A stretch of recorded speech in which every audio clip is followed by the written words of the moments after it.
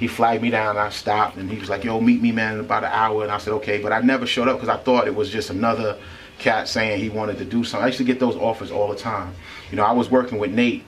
You know, Nate, this cat in the hood named Nate. Nate had a studio, and I was already in there doing records already, so I wasn't seeing that vision that Alvin was telling me about. And then from there, you know, he ended up coming back later. Actually, Rakim approached me and was like, yo, man, you know, I think we was listening to your tape on the bus, and, you know, we want to talk to you about something. So Eric approached me again and was like, yo, I got something for you to do. And he just put me in the studio, and I started working. No doubt, no doubt. The rest is history, man. Yeah, pretty much. Question. Yes. You've worked with a lot of producers in the game, and I believe you produce yourself. Yes. Who do you like working with the best as a producer? I wouldn't say it was any one particular. There's a couple, but for different reasons. You know, I like working with Pete Rock because Pete is one of those producers that, when you know, he'll play the music for you, and then he'll construct. Even though the beat is made already, once you lay your vocal, he'll sit down and construct the beats around your vocals. I like working with him because his music is really soulful, and it's just extra black. Everything about Pete Rock is just extra black when he do. You know what I mean? It just represents who we are, you know, and culturally. And he's just this really dope, soulful hip hop. I like working with Premier because Premier is like a conductor. Absolutely. You know, when I go in the booth working with Primo will say, "Yo, Bump, say the next line harder like you did the first one, or say it different." And I like to be, you know, and I like for producers to say what they want to hear from me. So sometimes I can give them too much, sometimes I may not give them enough. So, you know, it's just about balance with Premier, and he's very particular and meticulous about how vocals get laid down. So I respect that about Premier. I like working with Lord Finesse because Lord Finesse just has so many different, he gives you melodies in your music that give you, you know, stuff to write flows to. You know, I always tell MCs, you know, y'all want to learn how to rhyme, just pick an instrument in a song and write your flow to it. Once you learn that, if you off, you just whack. You're dropping knowledge, you know on what I mean? Cats. So I usually, you know, those are secrets that cats usually don't share. Me, I don't mind, because if you got it, you got it. If you don't, you don't. There's no gray area with me. Either you nice or you not. Right. So he gives you these elements to write flows to in his music. Wow, I work with so many guys. Knife Wonder? Never worked with Knife Wonder. I like working with Showbiz. You know, Showbiz beats are just different.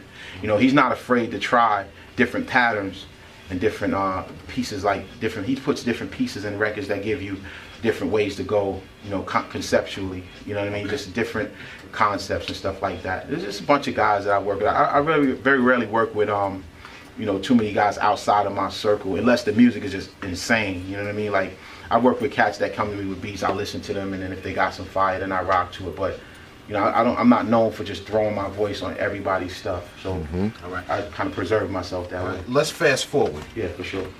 2013. What's on the horizon for Bumpy Knuckles right now? Well, right now I'm focusing on, you know, with this whole new way of, you know, marketing yourself and having this. I love the internet thing. You know what I mean? I was a little shaky with it at first, but you know, I understand the concept of technical marketing, the whole cyberspace and all that. So I felt like, okay, whatever's not being played on radio, if anything, we'll create our own radio station. So I got Corrupt Mob Radio. Plug that. Yeah, it's Corrupt Mob Radio. It's KRUPTMOB Radio. It's on Ustream. I'm actually building a new website, which is corruptmobradiolive.net.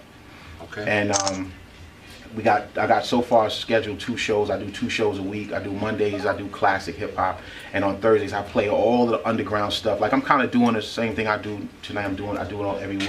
Killing it. And I play. Thank you. I play guys' music that I know don't get spins on commercial radio. I have an issue with commercial radio because we do too. We all do. You know, the problem I have is that there's just no balance in the programming. You know what I mean?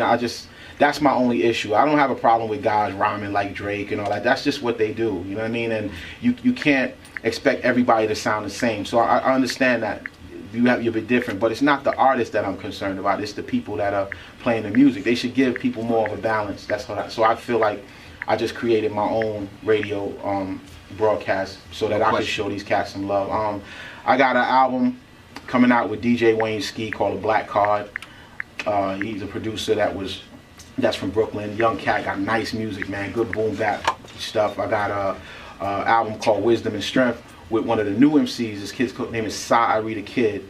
Sa-Ari the Kid is originally from the Bronx and now he lives in Atlanta. And reason I did that album is the reason it's called Wisdom and Strength is because I feel like with new MCs and MCs that are, you know, classic or legends or whatever you want to call themselves, you know, from the era, the era of terror, which is 90s.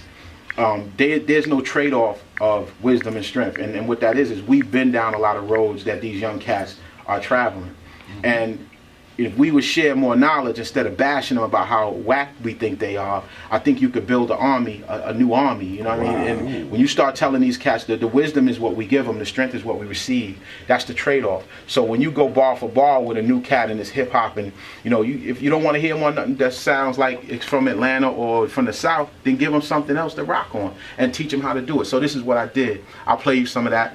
All right. Tonight, you know what I mean? Looking forward to it. Yeah, I got another project coming out with a female producer named Jazzy Moto, and Def Jeff that's his artist and his producer, and she's nice, yo. She's actually, you know, from our era. She gets it, you know what I mean? So she sends me a bunch of stuff. I did a project with her. It's called Conversation with the Streets.